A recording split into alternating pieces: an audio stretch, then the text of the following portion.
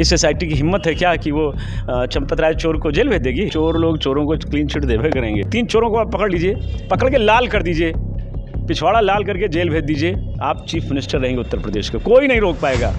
आप अलग दल बना के लड़ जाएंगे, आप हीरो हीरा लाल हो जाएंगे। इन 3 चोरों के चक्कर में सरकार चली जाएगी। कौन सा सुशासन, कौन सा राम राज्य है जहाँ राम जी खुद लूट लिए जाए?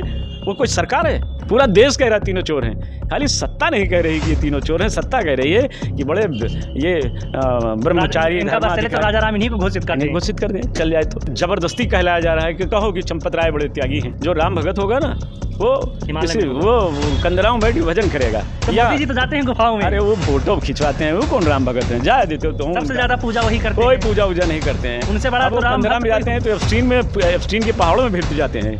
आप भी गजब बात कह देते हो। चुनाव जब आता है तो यही काकरोच, यही कीड़े मकोड़े उनको अपना रिश्तेदार, बहन बहनोई, दामाद बिटिया दामाद दिखने लग जाते हैं। क्लीन चिट दे दी जिन पर आप आरोप लगा रहे हैं। अब चोर लोग चोरों को क्लीन चिट देवे करेंगे। ये होता आया है। रावण के वंश में महोदर, प्रहस्त, कंपन, मकराक्ष जितने लोग थे, रावण के सारे कुकृत्यों को अच्छा ठहरा रहे थे ना, लेकिन विभीषण और कुंभकर्ण ने कभी अच्छा नहीं ठहराया। तो इन चोरों को अच्छा बताने वाले लोग जिस भी संगठन में हैं, जहाँ भी हैं, और जो भी लोग हैं वो सब वही हैं। उसमें से जो अच्छे लोग हैं वो विभीषण की तरह राम जी की शरण में हैं, कुंभकर्ण की तरह राम जी की शरण में हैं। लेकिन जिसको मेघनाद की तरह, जिसने तय कर लिया है कि हम गलत ही करेंगे, जिसने अक्षय कुमार की तरह तय ही कर लिया है कि हमें मरना ही है, हम अपने महाविनाश के लिए तैयार हैं, तो उसे कैसे रोक सकते हैं आप? जिसने दुर्योधन की तरह सोच लिया है कि मैं तो मिटूंगा ही, पूरे वंश का नाश करा के मिटूंगा, जिसने कंस की तरह सोच लिया है कि मैं तो जाऊंगा ही, पूरी मथुरा की अपनी पूरी टीम समेट के ले जाऊंगा, तो जो लोग भी गलत लोगों का साथ, समर्थन, सहयोग, संरक्षण करते हैं वो वंश सहित मिट जाते हैं। ये राम जी के आभूषण, राम जी की शिलाओं का, राम जी के खजाने का, राम जी के प्रति आस्था, राम जी के प्रति विश्वास की डकैती है। लूट नहीं, महालूट है। सदियों ये याद किया जाएगा। और आपको बता दें कि जितने दिनों तक चंपत राय चोर, अनिल मिश्रा और गोपाल राव जैसे चोर अयोध्या में रहेंगे, जितने दिनों यहाँ अयोध्या में रहेंगे, उतने ही दिनों भारतीय जनता पार्टी, विश्व हिंदू परिषद और संघ परिवार को नष्ट करने की प्रक्रिया में ये सहयोगी बनेंगे। आगे भी बनते चले जाएंगे। चोर हैं तो जनता इनको अयोध्या से खदेड़ क्यों नहीं रही? समय की प्रतीक्षा कीजिए, वो भी दिन आएगा, देख लेना, वो भी दिन आ जाएगा जब लूटने वालों को लूटा जाएगा। बस सिर्फ इतना काम करना है, आओ तूफानों से टकराते चलें, बाद में जो होगा देखा जाएगा। ये दिन अवश्य आएगा। ये अयोध्या है जिस देश से, जिस भारत भूमि से अंग्रेज चले गए, मुग़ल भाग गए, डच, शक, हूण, फ्रांसीसी भाग गए, उस देश में ये चोर कैसे बचे रहेंगे? इस सत्ता का संरक्षण कितने दिनों बचा लेगा? जब सत्ता ही नहीं रह जाएगी तब कौन संरक्षण? आप ये दावा कर रहे हैं कि गोपाल राव, चंपत राय, अनिल मिश्रा, इन सबको जनता यहाँ से आप देखिएगा ना, 4-6 महीने इंतजार कर लीजिए, यूपी का चुनाव हो जाने दीजिए ना, फिर आप देखिएगा क्या होने वाला है। आप बताइए, एक बार खुलकर बताइए। मैं बता तो रहा हूँ कि जनता की नाराज़गी, पूरे हिंदू समाज की नाराज़गी अब धीरे धीरे सत्ता की ओर बढ़ रही है। सत्ता अगर सावधानी नहीं रखेगी तो बदल दी जाएगी। मैं लगातार निरंतर पिछले 2.5 महीने से अपने सम्मानित मुख्यमंत्री जी से निवेदन करता रहा हूँ कि आप बदलिए, ये स्ट्रेटजी बदलिए, चोरों को गिरफ्तार कीजिए। आज जब पूरा देश सच्चाई जान रहा है, जो लोग ये कह रहे हैं कि वो बड़े ईमानदार हैं, वो सब चोर हैं, इसमें शामिल हैं। ये जो एसआईटी की जांच वाँच अब सब संदिग्ध हो गई है। पहले तो हमें लगता था कि जो पूर्व की एसआईटी थी कुछ काम करेगी, लेकिन कुछ कर नहीं पाई, वो समय से पहले सब लीक कर देती है। अब इसमें स्वतः संज्ञान लेकर के सर्वोच्च न्यायालय ने जांच कराई, इसलिए हम लोग मौन होकर देख रहे हैं। हम चाहते हैं कि जांच पूरी कर लें। ये आज भी हम जान रहे हैं कि सब बचाने का प्रयास होगा। फाइनल रिपोर्ट भी अगर पहले वाली ही रिपोर्ट की तरह होती है तब क्या करेंगे? आपको क्या लगता है कुछ अलग कर देंगे? इस एसआईटी की हिम्मत है क्या कि वो चंपत राय चोर को जेल भेज देगी? कुछ नहीं करेंगे। आप इस तरह मान लीजिए इसको कि बचाने का पूरा फैसला पहले ही लिया जा चुका है। ये स्क्रिप्ट लिखी जा चुकी है। मतलब ये फिल्म चल रही है, पटकथा तैयार है। तैयार है बिल्कुल। और हम लोगों की आवाज़ मौन नहीं की जा सकती है, वैल्यूम हमारा डाउन नहीं होगा। इसका पूरा नुकसान उत्तर प्रदेश के चुनाव पर होने जा रहा है। तो फिल्मों में तो देखा है दादा हमने कि जो विलन होता है वो पीटता रहता है, जो हीरो होता है, नायक होता है, वो पीटता है, तो आप लोग पीट रहे हैं, तो जीत आखिर में होगी कि ये फिल्म 100% होगी। धर्म रक्षित रक्षिता, धर्म की रक्षा हम करेंगे, धर्म हमारी रक्षा करेगा, और सत्यमेव जयते, सत्य अवश्य जीतेगा, इसे कोई बदल नहीं सकता। सत्य परेशान तो हो सकता है, परास्त हो जाए ऐसा कभी नहीं। और रावण जैसे लोग नहीं परास्त कर पाए साहब, कंस नहीं परास्त कर पाया, दुर्योधन नहीं परास्त कर पाया, वृत्तासुर नहीं परास्त कर पाया, बकासुर, अघासुर, जाने कितने सुर असुर आए, परास्त नहीं कर पाए, मिट गए। ये सत्ता आती है और जाती है। सत्ता के भय से सत्य को छिपाया जाए और सत्ता के बल पर सत्य को सताया जाए तो सत्ता के विनाश का डमरू और शंखनाद दोनों बजता है। महादेव का प्रलयंकारी डमरू बजेगा, समय आ रहा है, आप देखिएगा। योगी जी से बड़ी उम्मीद थी, वो टूट गई। अब लगने लगा कि योगी जी वो असहज हैं, उनके बस का है नहीं। अच्छा, क्या लगता है वो चाहते हैं कि कार्रवाई हो? वो चाहते हैं लेकिन कार्रवाई कर नहीं पा रहे हैं। वो चाहते हैं, कार्रवाई करना चाहते हैं। हमारे पास ऐसी जानकारी है, बहुत करीबी व्यक्ति ने उनके हमें बताया, जो हर समय उनके साथ रहता है, उसने बताया कि योगी जी करना चाहते हैं, लेकिन तो कौन नहीं करने दे रहा? अब गुजरात लावी नहीं करने दे रही है। देखो गुजरात लावी का ही तो आदमी है ना ये, तो ये नहीं करने दे रही। और जिससे हमारी अयोध्या के साधु संत जो 90% भजनानंदी अच्छे लोग हैं, वो देखना पसंद नहीं करते हैं, लेकिन भय का वातावरण है यहाँ। तो दादा एक बात बताइए, गुजरात लॉबी क्या इतना पावरफुल हो गई देश में कि कोई हनुमान जी को उड़ा रहा है, कोई नचवा रहा है, और फिर भी हिंदू जितने भी हैं उनको ठेस नहीं पहुंच रहा है। और हिंदुओं के जो माई बाप बने बैठे हैं, विश्व हिंदू परिषद, उनको भी नहीं बुरा लग रहा है। वो सत्ता का आनंद ले रहे हैं ना भाई, मलाई खा रहे हैं। अरे ले, वो अक्रूर जी जब कंस के खिलाफ बगावत कर रहे थे तो चाणूर जैसे लोग कंस की चापलूसी कर रहे थे ना। दुर्योधन के खिलाफ जब भगवान ने भरी सभा में हुंकार भरी थी, तब भी दानवीर कर्ण जैसा व्यक्ति, अश्वत्थामा, वहाँ द्रोणाचार्य, कृपाचार्य, भीष्म पितामह जैसे लोग बैठे, तमाशवीन बने थे। हाँ, तो ये होता आया है, कोई नई बात नहीं है, ये पहले से भी होता आ रहा है। जिस भारत के जिस संसद के सामने तब भी हस्तिनापुर था, आज भी हस्तिनापुर बस दिल्ली हो गया है, इतना ही तो है ना। तब वहाँ द्रौपदी को नग्न करने का प्रयत्न किया गया था, आज वहाँ बच्चियों के साथ जो हुआ आपने देख ही लिया है, वही कपड़े फाड़े। अब आपने सब देख लिया, बताना नहीं। और विनाश के समय यत्र पूजन्ते नार्यस्तु रमन्ते तत्र देवता, हमारे देश का सिद्धांत है, जहाँ देवियों की पूजा होती है वहाँ देवता निवास करते हैं। और जहाँ लाठी डाली जा रही हो, पीछे से कपड़े फाड़े जा रहे हो, लाठियाँ मारी जा रही हों, तो फिर वहाँ क्या होता है?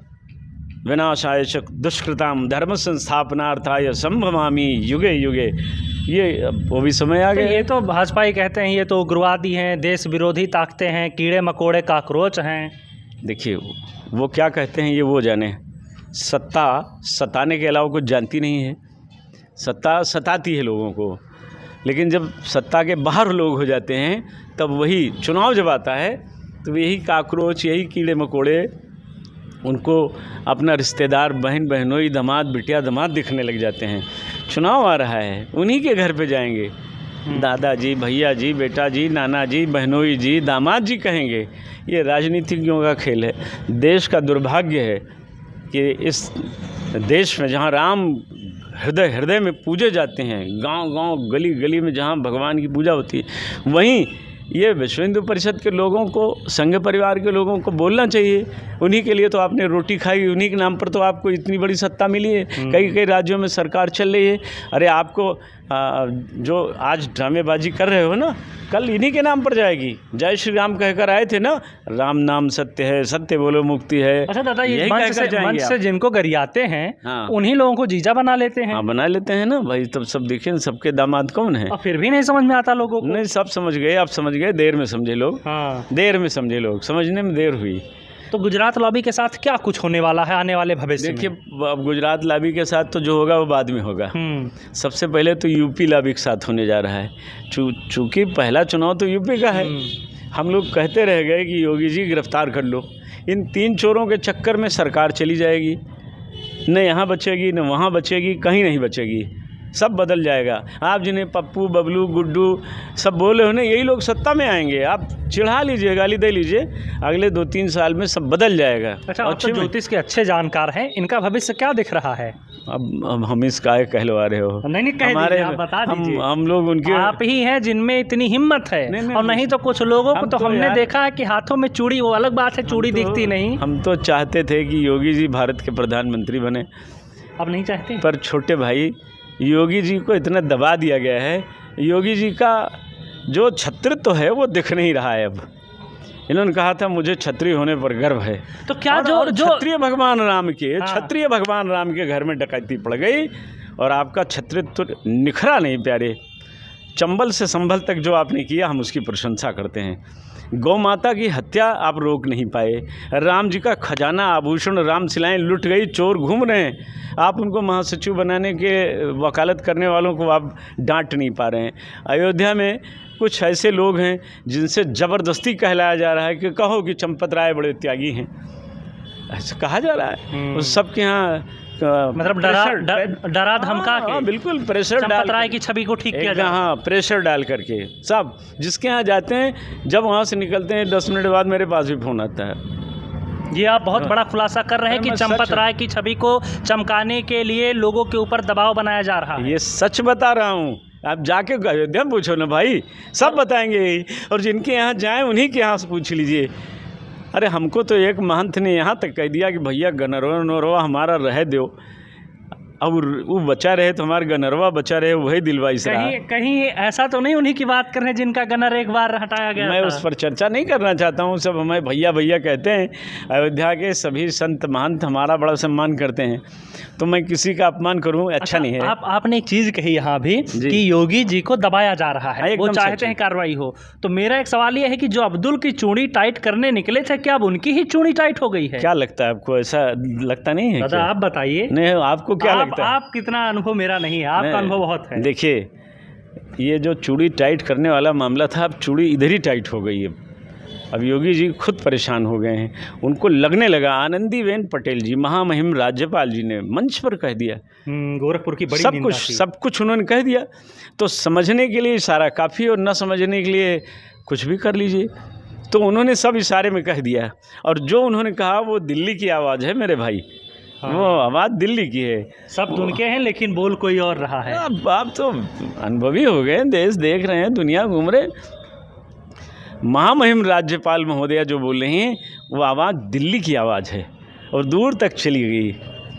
उन्होंने मैसेज कन्वे कर दिया, और योगी जी ने उसका जवाब भी दिया वो उसी मंच से कि मेरी कुर्सी रहे ना रहे।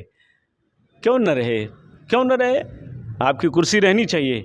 बस 3 चोरों को आप पकड़ लीजिए, पकड़ के लाल कर दीजिए, पिछवाड़ा लाल करके जेल भेज दीजिए। आप चीफ मिनिस्टर रहेंगे उत्तर प्रदेश के, कोई नहीं रोक पाएगा। आप अलग दल बना के लड़ जाएंगे, आप हीरो हीरा लाल हो जाएंगे। और जहां आप हैं वहां वही है, जो दिल्ली की आवाज़ आपने सुनी वही होगा, बच तो नहीं। आप मुख्यमंत्री के तौर पर किसे देखना चाहते हैं, अखिलेश यादव को, योगी आदित्यनाथ को? जो इन चोरों को पकड़े वही मुख्यमंत्री। तो अखिलेश यादव पकड़ ही नहीं सकते, वो तो सत्ता में ही नहीं है। योगी आदित्यनाथ पकड़ नहीं पा रहे हैं, आप ही कह रहे हैं कि उनके ऊपर दबाव। मैं एक लाइन में बता रहा हूँ, आप बहुत समझदार हैं, और आप दोनों सच्चाई जानते हैं। हाँ, मैं सच्चाई जान रहा हूँ। ये भी जानते हैं कि अगर वो चोरों को नहीं पकड़ पा रहे हैं योगी जी, तो क्या कारण है? नहीं पकड़ पाएंगे तो सत्ता से बाहर हो जाएंगे, जान लीजिए। जनता में गुस्सा है, कोई बोल नहीं रहा है। अपनी सीट बचा पाएंगे वो भी नहीं। अरे इतने कमज़ोर नहीं है वो स्वयं तो। हाँ, वो जीते, चुनाव तो जीते ही जाएंगे। लेकिन यह है कि योगी जी के लिए बहुत बड़ा खतरा आ रहा है, और बहुत चीज़ों पर खतरा आ रहा है। संभाल नहीं पाएंगे। हाँ, वो दुखद है। हम लोग तो प्रधानमंत्री का अक्स देखते थे, उस शंकराचार्य का अपमान जो है वो भी वहीं के यही सब चुनाव में सब एक साथ सारा वो गौ हत्या, चुटिया उखाड़े जाना, ब्राह्मणों की हत्या, यादवों की हत्या, तमाम लोगों का इनकाउंटर, ये सब सारा भूत। तो दादा आप ये बताइए, आप योगी जी का समर्थन कर रहे हैं, उनकी विचारधारा और उनकी अंतरात्मा में जो चीज़ें हैं उनको देखते हुए? मैं जानता हूँ उस आदमी में दृढ़ इच्छा शक्ति है काम करने, लेकिन मजबूर हैं। लेकिन पूरी भाजपा जिनके कंट्रोल में है उनका विरोध कर रहे हैं, तो जब आप मैदान में जाएंगे तो चुनाव में किसका समर्थन करेंगे? भाजपा का करेंगे, यानी कि योगी जी का करेंगे, या फिर समाजवादी का करेंगे? नहीं, हम हिंदुत्व का समर्थन करने वाले व्यक्ति तो हैं। हिंदुत्व का चोला सबने ओढ़ लिया है। कोई नहीं ओढ़े हैं, एक्को नहीं। ये वर्तमान राजनीतिक दल एक्को हिंदूवादी नहीं, सब हिंदू विरोधी। पीडीए का मतलब बदल दिया। अरे कोई मतलब नहीं है, सब उन्हीं वो ये सब बातें हैं राजनीतिज्ञों की, कोई नहीं बदले हैं और कोई हिंदूवादी नहीं है। आप योगी जी के विचारों से प्रभावित हैं, वो अच्छे लगते हैं आपको, तो क्या जो वो कहते हैं कि अखिलेश की सरकार माफियाओं की सरकार है, सहमति है इसमें? नहीं, उनका अपना विचार है। माफियाओं नहीं, देखिए जो सही बात है बता दूं, माफियाओं की सरकार उनकी है, इनके साथ भी तो माफिया खड़े हैं। माफिया कहाँ अलग हैं? अरे भाई, इनके साथ भी ब्रजेश सिंह खड़े हैं, इनके साथ भी सब लोग खड़े ही तो हैं, तमाम लोग हैं। अच्छा, पवन पांडे से हमारी बात हो रही थी, उन्होंने तो इन्हीं को माफिया घोषित कर दिया, इस बिना नाम लिए कह दिया कि बताओ कितने सारे मुकदमे थे, किसने वापस लिए, खुद माफिया है। ये वापस करने वाली बातें तो चर्चा में है ना भाई, ये तो चर्चा में रहेंगी। और कोई भी हो, मुख्यमंत्री मुलायम सिंह ने भी तो वापस लिए तमाम अपने मुकदमे, वो तो बहुत से अपराध में थे। उन्होंने तो फूलन देवी को छोड़ दिया, उन्होंने छबीराम डाकू की मदद की, उन्होंने ददुआ की मदद की, तो आतंकवादियों तक की मदद करते थे भाई।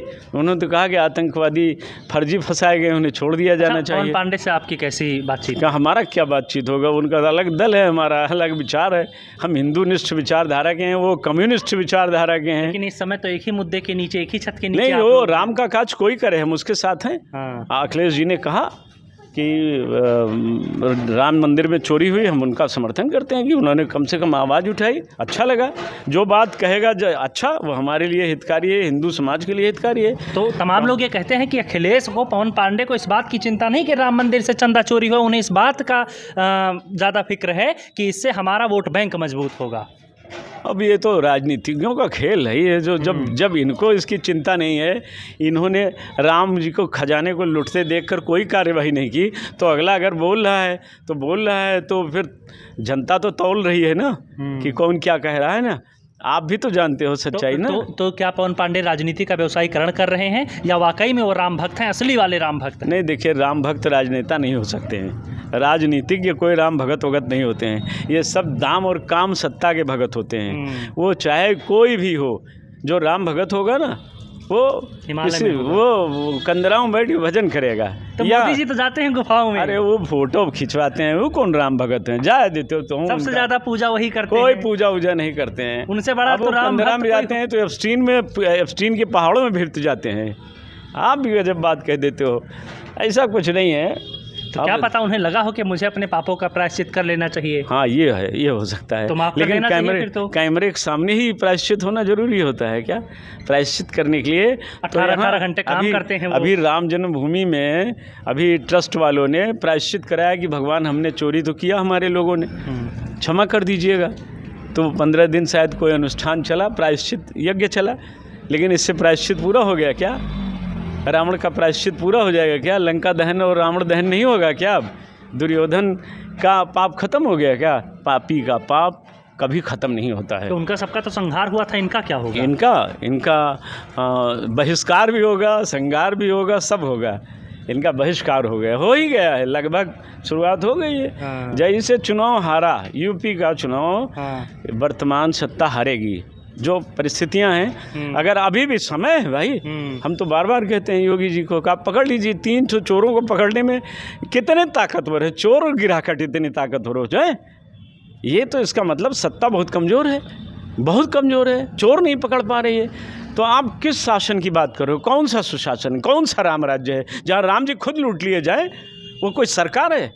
फिर तो योगी जी को कुर्सी छोड़ देनी चाहिए। उनको तो लात मार देना चाहिए। इसी कुर्सी पे जहाँ रहकर वो अपने राम जी का खजाना, राम जी का आभूषण, राम जी की सिलाएं, राम जी का मुकुट नहीं बचा सके, ऐसी कुर्सी पर उन्हें लात मार देना चाहिए। इस चुनाव के बाद में वैसे भी वो नहीं रहेंगे मुख्यमंत्री, जैसा माहौल बन रहा है। तो अगर पहले तो उनकी पार्टी, जनता का तो साथ मिल जाएगा। ये तो उनकी पार्टी ने भी घोषणा कर दी ना। वो जो एक उनका प्रदेश अध्यक्ष है, वो पहले ही कह गया, वो योगी जी का विरोधी है, उसने पहले ही कह दिया कि अब मुख्यमंत्री के चेहरा दूसरे होंगे। तो योगी जी तो बहुत सिंसियर आदमी हैं, उन्हें समझ लेना चाहिए और समय रहते हुए चोट कर देनी चाहिए। नहीं करेंगे तो मुख्यमंत्री आप हो ना, हम तो हन नहीं। विपक्ष में आप बैठबो, पता नहीं विपक्ष भी मिले कि ना मिले, क्या परिस्थितियां बने, क्योंकि विपक्ष का भी नेता अलग बन जाएगा। तब तब फिर तो समस्याएं होंगी। तो आप कह भी नहीं पाएंगे जनता के बीच में कि मैं था, मैंने ये कार्य किया। लोग कहेंगे आप थे, आपने कुछ नहीं किया। अच्छा, योगी जी को पार्टी बदल लेनी चाहिए कि देखो ये भाजपाई जो हैं, जो ये दो बैठे हैं गुजराती, हाँ। ये लोग राम मंदिर के चोरों को पकड़ नहीं रहे हैं, इसीलिए मैं पार्टी छोड़ रहा हूँ, दूसरी पार्टी नहीं, ऐसा कह के काम नहीं चलेगा। इन तीनों चोरों को गिरफ्तार करके जेल भेज दें और अलग राजनीतिक दल बना लें। हाँ, और चुनाव लड़े, देख लीजिए पूर्ण बहुमत से आ जाएंगे। और अगर योगी जी समाजवादी में चले जाएं तो? अब ये विषय उनका है, मेरा विषय नहीं है। समाजवादी में काहे को चले जाएंगे, क्योंकि समाजवादी चोरों के लिए, उनको पकड़ने के लिए पुरजोर आवाज़ उठा रही है। नहीं, वो ऐसा। और योगी जी तो आपके मुताबिक असली राम भक्त हैं। नहीं, भक्ति तो थी।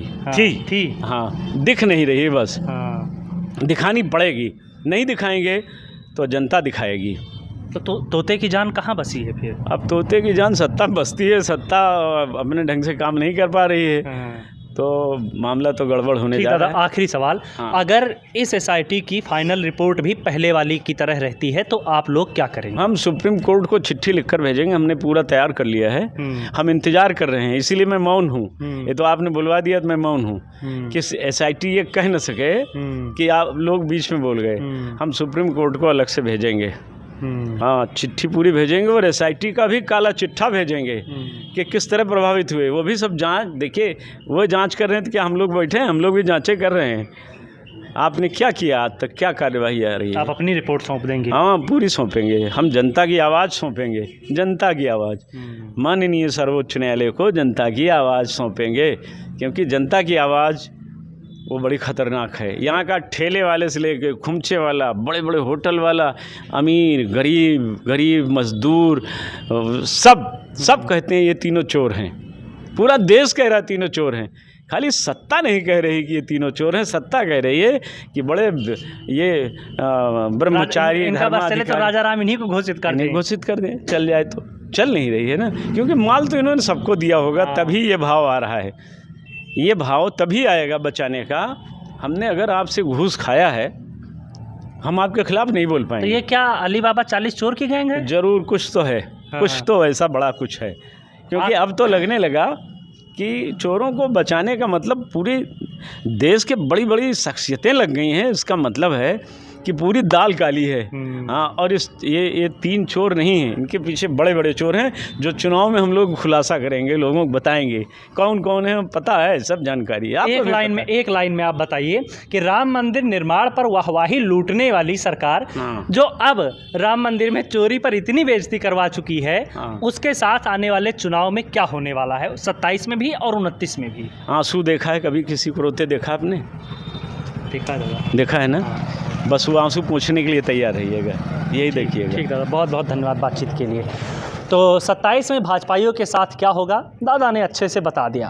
एक लाइन में इन्होंने कह दिया कि कभी रोते हुए को देखा है, तो मैंने कहा देखा है, तो उन्होंने कहा बस आंसू पोंछने को तैयार रहिएगा। मतलब भाजपाई 27 और 29 में रोने वाले हैं, तो आप भी तैयारी कर लीजिए आंसू पोंछने के लिए।